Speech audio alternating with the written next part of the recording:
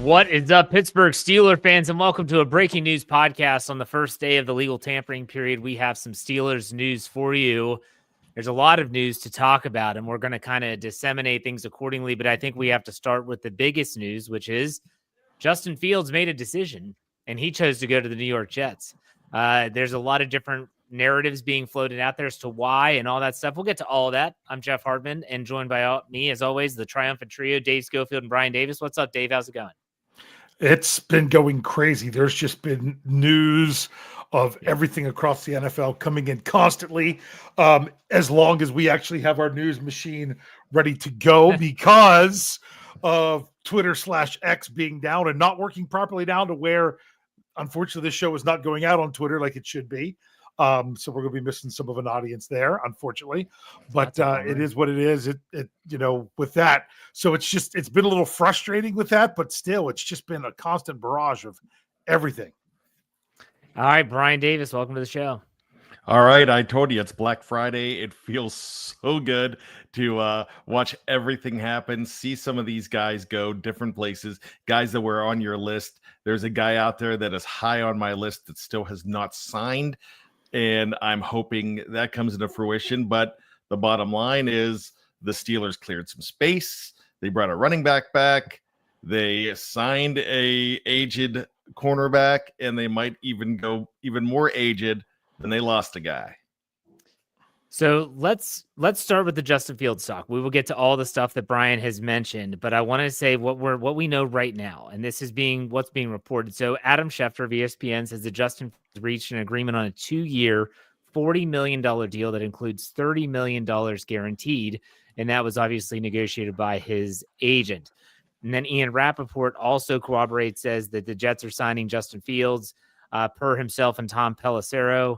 They get a new starter. Fields says goodbye to Pittsburgh. He gets a 2-year deal, $40 million, $30. So they're obviously getting this from his agent, what the deal is. Now, according to what I've read from people that are in the know in Pittsburgh, the Steelers offered what Justin Fields was originally asking, which was a 2-year deal, $20 million guaranteed. They said, we'll give you that. And then the Jets said, well, how about if we do 22 years, $40 million, $30 guaranteed? And he said, I'll take that deal.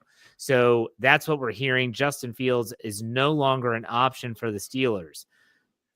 Before we move on and talk about what's next for Pittsburgh, what was your immediate emotion reaction to that news? Dave, we'll start with you.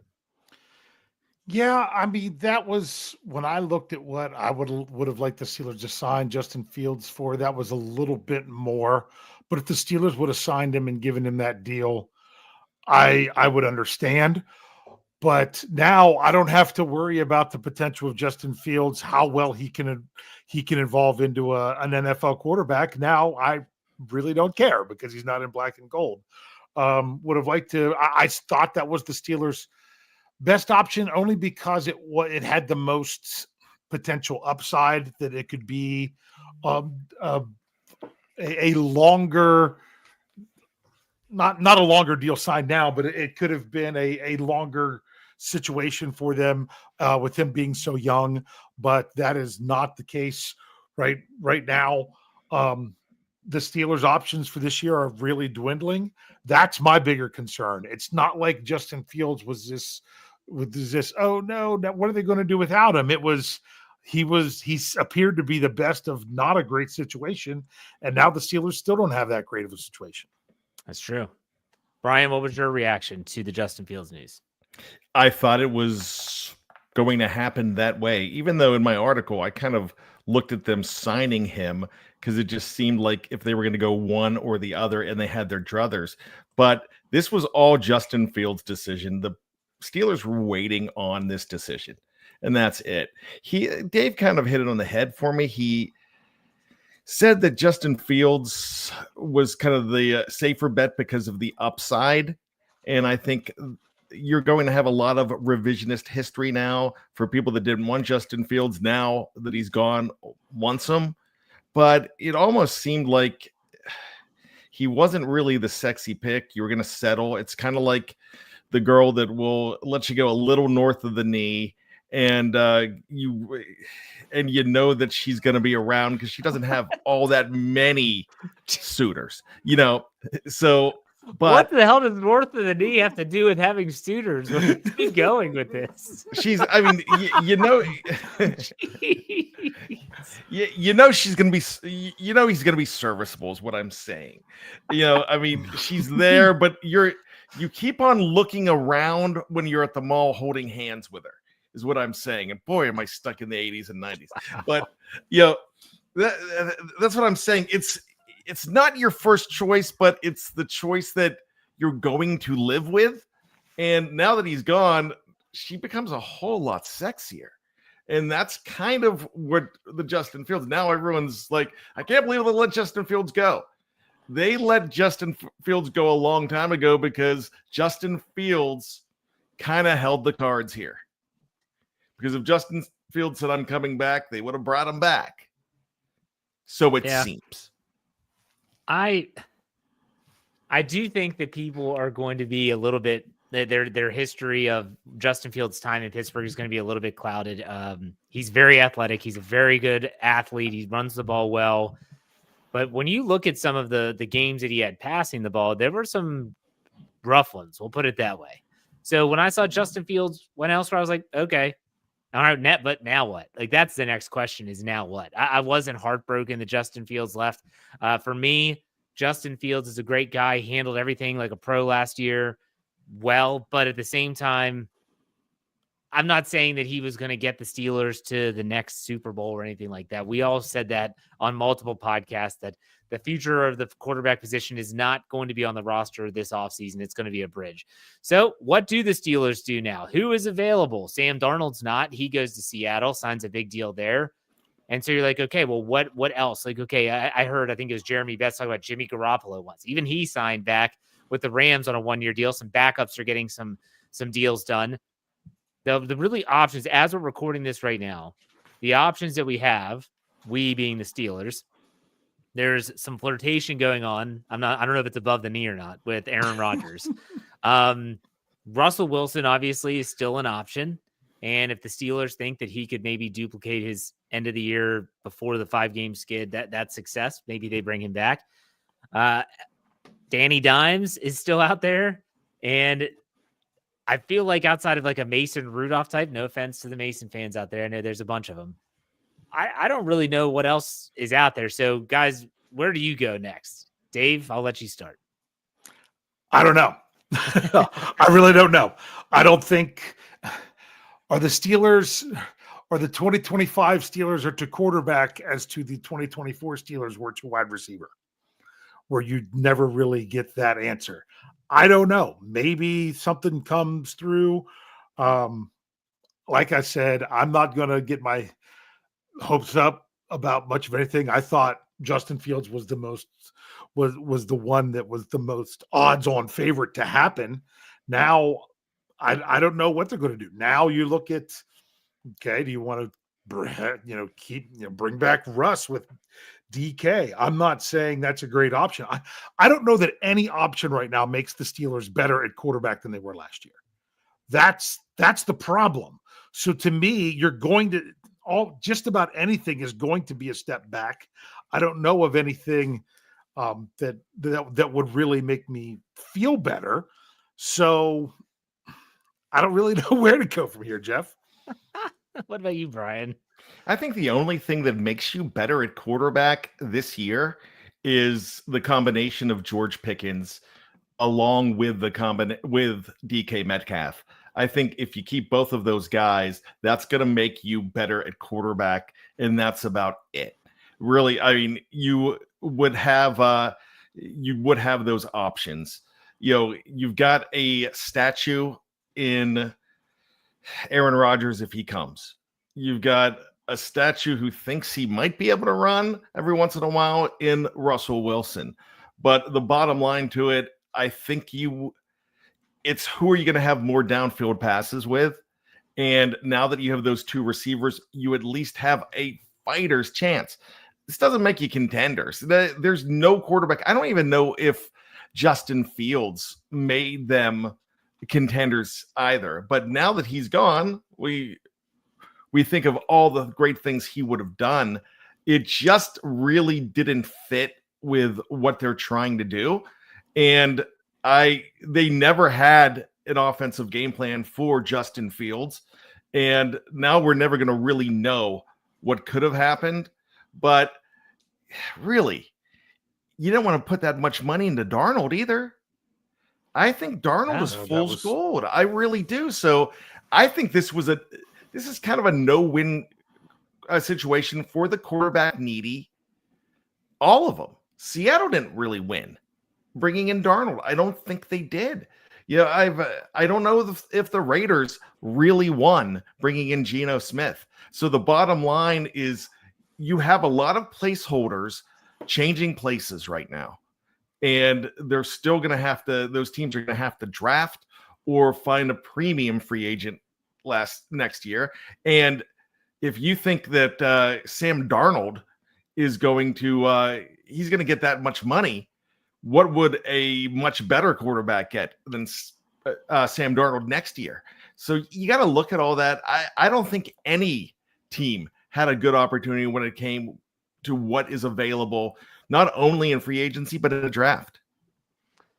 I do want to say something before I go to Dave. I'm going to bring this up. Daniel J., who's on our network, he'll be on this evening with the Steelers hangover. He says, I felt like the Steelers didn't treat Fields like he was going to be the number one guy, which is why he ended up a Jet.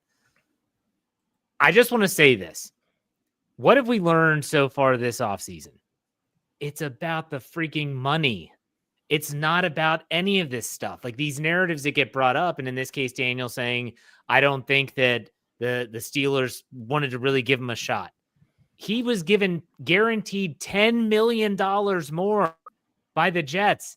That's probably why he went there. He might have loved his time in Pittsburgh. Pittsburgh might have said, dude, you're our guy.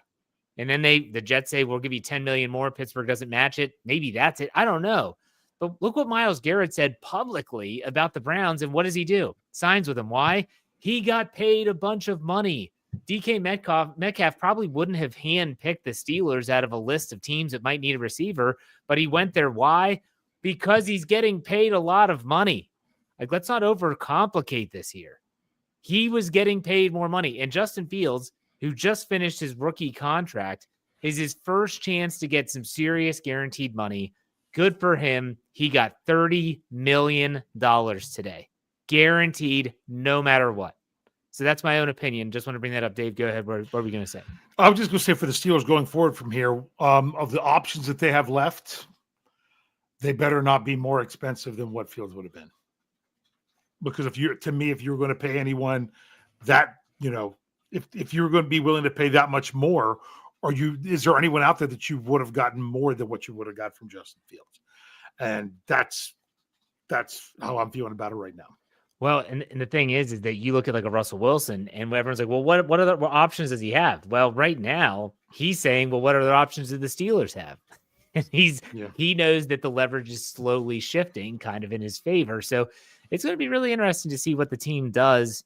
It does seem like it's coming down to Aaron Rodgers or Russell Wilson coming back, in which case, which would you take? Brian, I'll let you go first. Are we excluding Daniel Jones? Let's just keep him out of this. Let's keep him out of this for now. I would actually have to say that, again, I can't believe I'm saying this. I would take Aaron Rodgers at this point. Okay. Dave? I don't know. I'm not really excited about either one of them. No, I'm not. I'll go Russell Wilson just because even though things fell apart at the end of the season, that,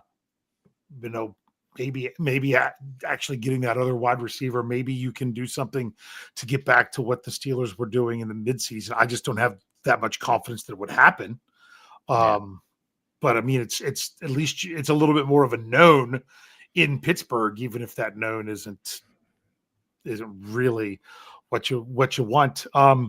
Until they do something we really don't expect. I don't know if they'll trade for somebody or something. I don't know. I'm ready to talk about something a little bit more enjoyable. I feel like we've talked about the field stuff and we've got other things to discuss. Yeah, it's a big story. Yeah, it is a big story. But I mean, for me, if Aaron Rodgers can give us, if he says, hey, I'll give you a 2-year deal, a deal that you can get out after 1 year if you want, and let's see what we can do in 2025, you got yourself a deal. Let's go. We've seen what Russell Wilson can do. He doesn't really like to throw it over the middle. Aaron Rodgers sometimes throws it over the middle to a fault. So let's see what we can do. I don't know. Let's move on though. Let's talk about the next story, which is reportedly the Steelers are going to be signing Darius Slay, formerly of the Detroit Lions and most recently the Philadelphia Eagles, to a 1-year contract. This was after they created $7 million in salary cap space by releasing Larry Ogunjobi.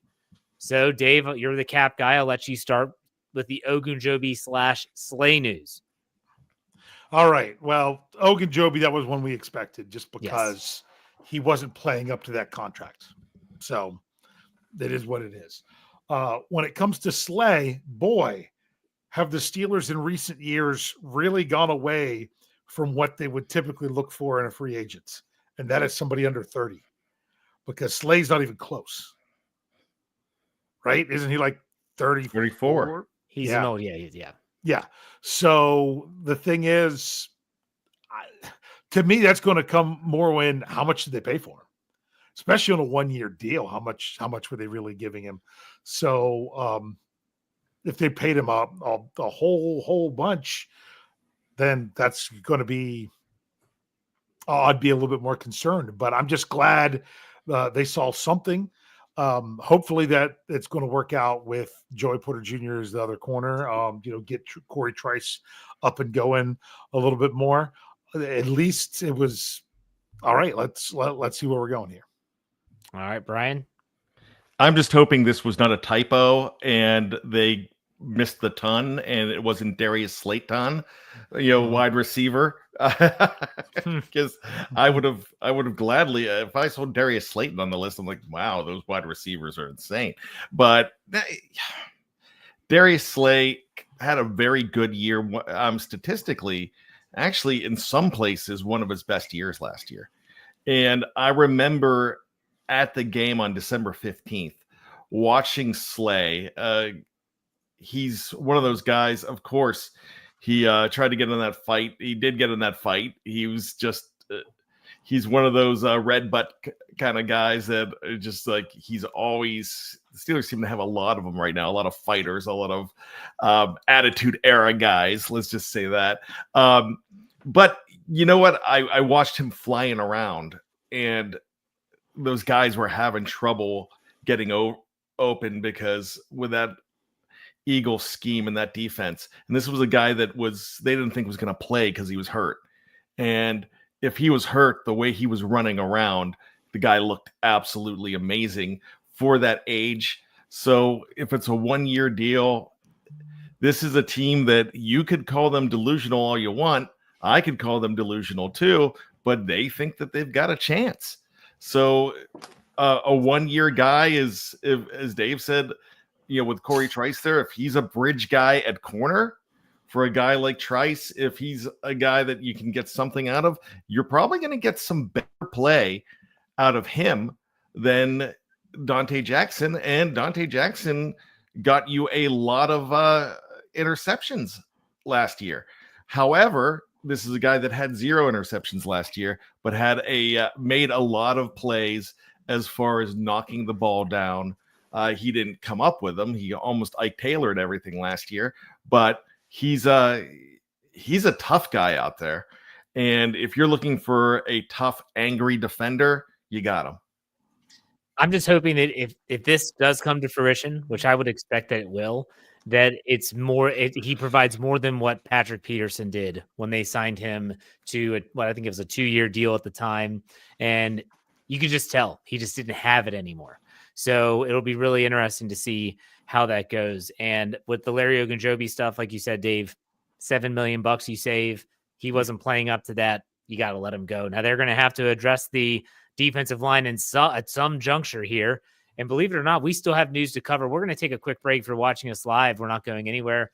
Right after this break, we will talk about a tender being announced and some other stuff. Stay tuned. We'll be right back.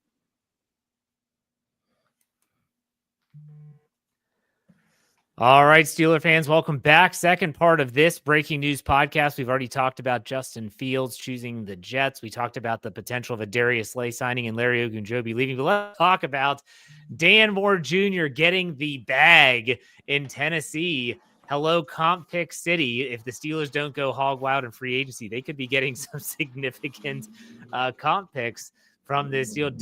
Dan Moore, in all his glory, he gets a 4-year, $82 million deal with $50 million guaranteed by the Tennessee Titans. Holy cow, what a signing. Good for Dan Moore.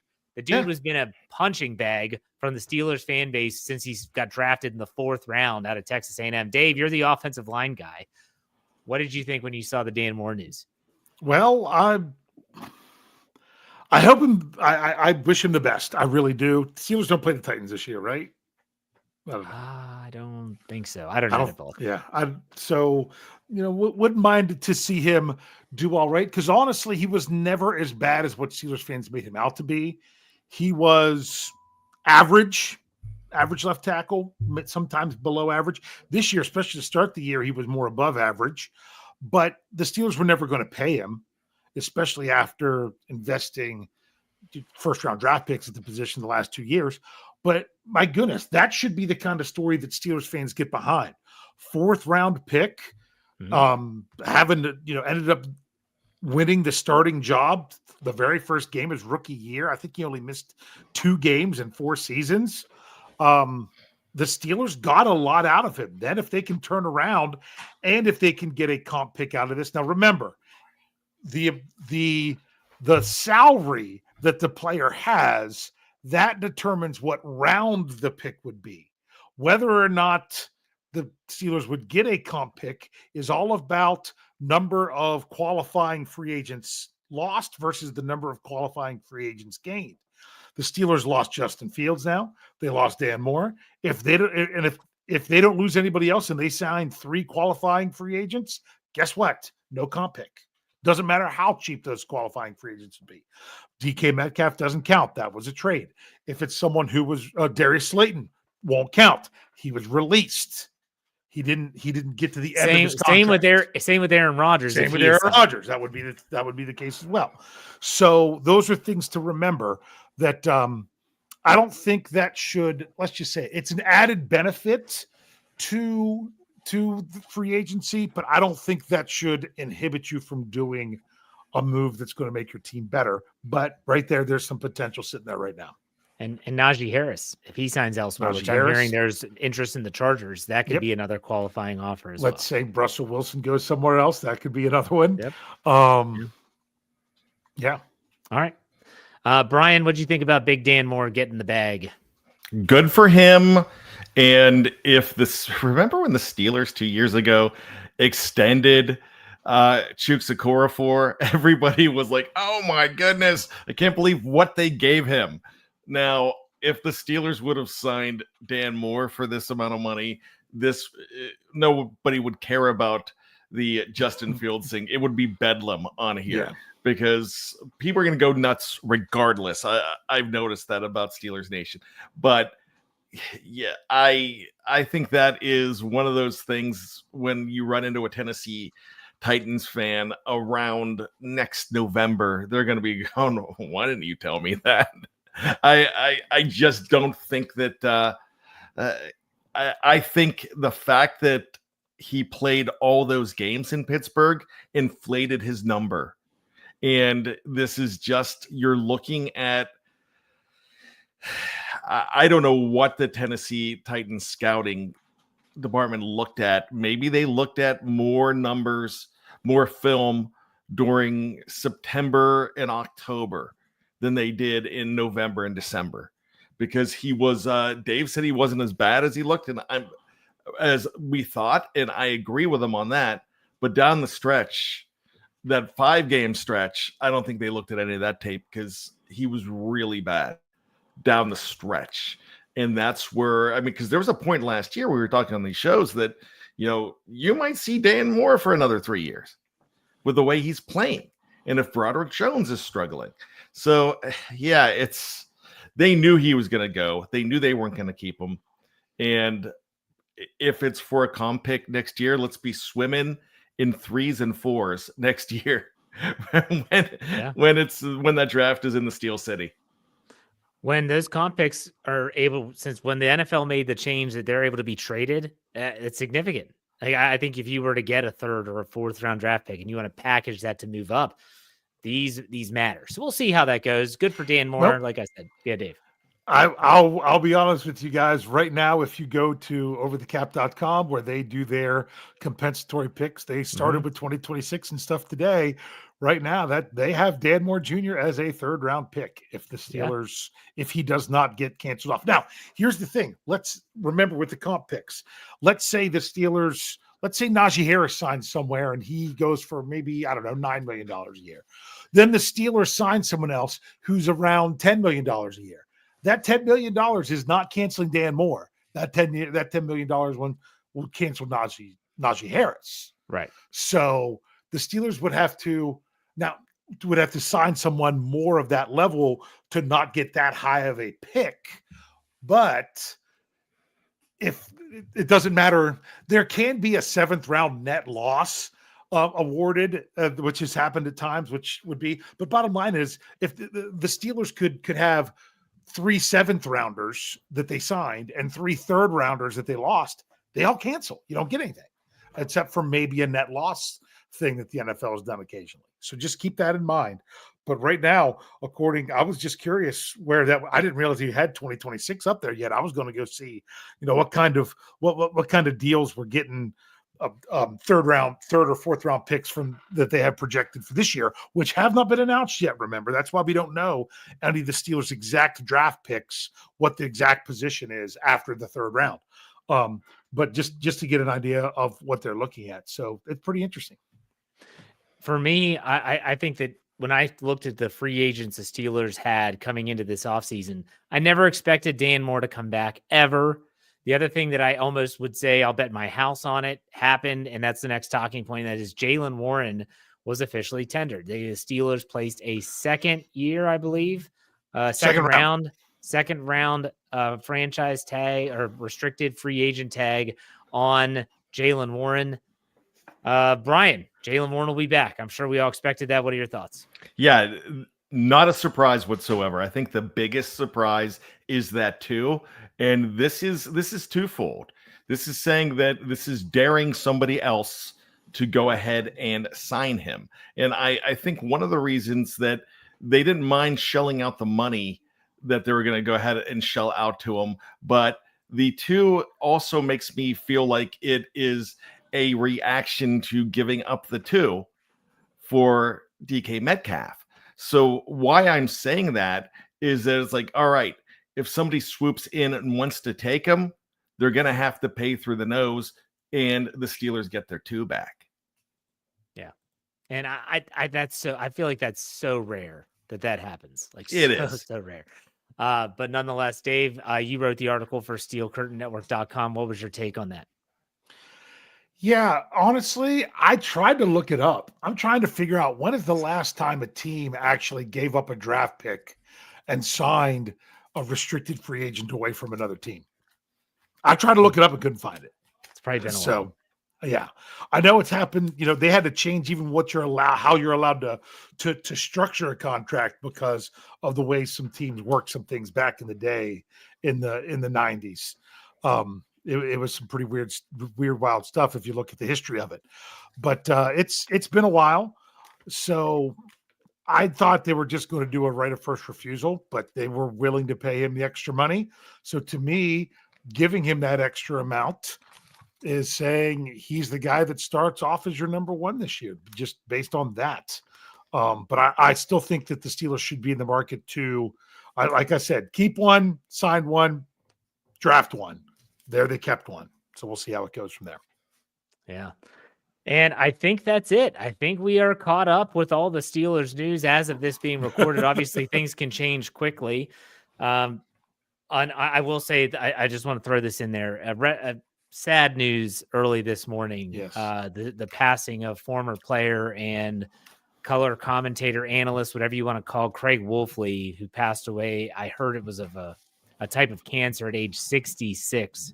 That was unfortunate news on this day. And so I wanted to send our condolences to the Wolfley family, the entire Steelers organization, anyone that's ever gotten to meet him or talk to him. He just seemed like a really, really great guy. So I wanted to give you guys an opportunity to say something before we call it a show. Brian, I'll let you go first. My nephew went to a Steelers camp about 5 or 6 years ago, and he was kind of standing there by himself, and Wolfley picked up a ball and said, "Son, let's throw." And then next thing you know, Heath Miller's throwing with him. And I think somebody else, this was a while back. My nephew's now about to graduate high school. So this was when I believe he was in grade school when this happened. And he's always been that guy. You know, I'm the guy here of the three of us that remembers watching him play. And something that a lot of people forget about is that 1980 draft, when they had 28 teams, the Steelers had the last pick in those drafts. So in the 5th round and the 6th round, the Steelers took Tunch Ilkin and Craig Wolfley back to back as 5th round and 6th round pick, the 28th pick in each of those rounds. And they were together always. And this is tough because I used to listen to In the Locker Room on ESPN radio, and I listened to them a lot, and they were fun. Wolf was definitely fun, but he was just such a spiritual guy along with Tunch, and they went out of their way to help a lot of people, a lot of money out of their own pocket, doing so much as far as charity goes. They were both of them were the kind of men that did anything they could for their fellow man. And I think the world lost a great person today, and Steeler Nation lost a legend. So I'm just going to go ahead and sadly use one of his catchphrases. It's a one word, and I'm just going to say Gadzooks. Yeah. Dave, anything you want to add? Yeah, this is a tough one. Again, I remember, having to do things when Steelers Nation lost Tunch Ilkin. This one hit hard. I remember, I slightly remember those guys playing, but I got to meet Wolf at one of the fan blitzes that they had. I think it was 2017, because he informed us that we just missed out on TJ Watt. He had just been in the room for the season ticket holders. He had just left. We'd come in, got out of the rain, and him and Bill Hillgrove sat there and talked to my daughter and my niece, and I just for a long time just talked. Wolf was just a genuinely great guy. Go give Tunch a hug. Yeah, absolutely. So he will be missed for sure. Rest in peace. And again, condolences to the Wolfley family, the Steelers organization, anyone that knew him or met him. It's a sad day for Steelers news, and that's not the type of news that we like to talk about on these shows, but yet it's appropriate. I do want to remind everyone that steelcurtainnetwork.com, you can go there. I did a write-up about Wolfley's passing, unfortunately, this morning. That's still there. It's free. That website is totally free. You can become a part of the community for free. Go to the website, steelcurtainnetwork.com, go to the very top, log in, create a free account, and then start commenting on articles, be a part of the community. We welcome every single one of you. We'll also be here every step of the way when news breaks. So if something happens, Steel Curtain Network will have you covered. But gentlemen, thank you very much. And that's it. That's a wrap for this breaking news podcast. Until next time, we'll see you. Take it easy.